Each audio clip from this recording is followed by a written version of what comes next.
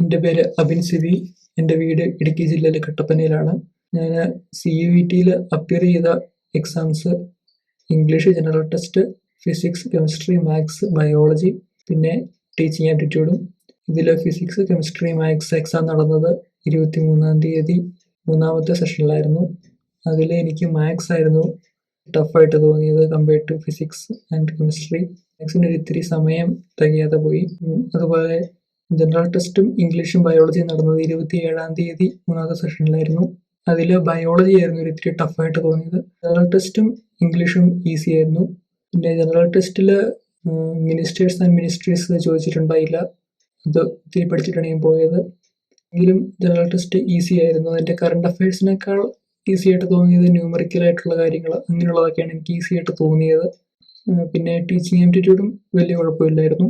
പ്രിപ്വൈസിൻ്റെ ക്ലാസ്സുകളിൽ ഞാൻ ഏറ്റവും കൂടുതൽ എനിക്ക് ഉപകാരപ്പെട്ടിട്ടുള്ളത് വാൻ നോട്ട്സും അതുപോലെ ഫാസ്റ്റ് റിവിഷൻ എന്ന് പറഞ്ഞു കൊടുത്തിരുന്ന നോട്ട്സുമാണ്.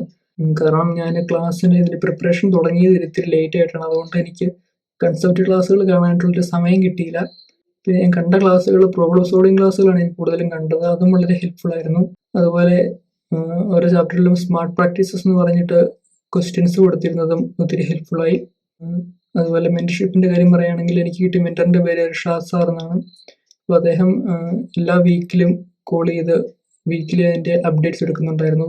കണ്ട ക്ലാസ്സുകളുടെ എണ്ണം, വായിച്ച നോട്ടുകളുടെ എണ്ണം, മോക്ക് ടെസ്റ്റുകളുടെ എണ്ണം ഒക്കെ.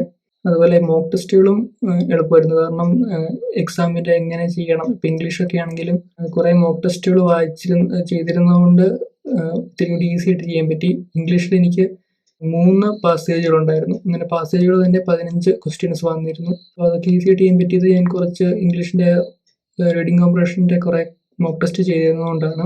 അപ്പോൾ ഓവറോൾ എനിക്ക് CUET ഒരു നല്ല അനുഭവമായിരുന്നു. ആൻഡ് എനിക്ക് തോന്നുന്ന ഒരു കാര്യം CUETക്ക് വേണ്ടിയിട്ട് കുറച്ചും കൂടി നേരത്തെ പ്രിപ്പയർ ചെയ്ത് തുടങ്ങേണ്ടതായിരുന്നു.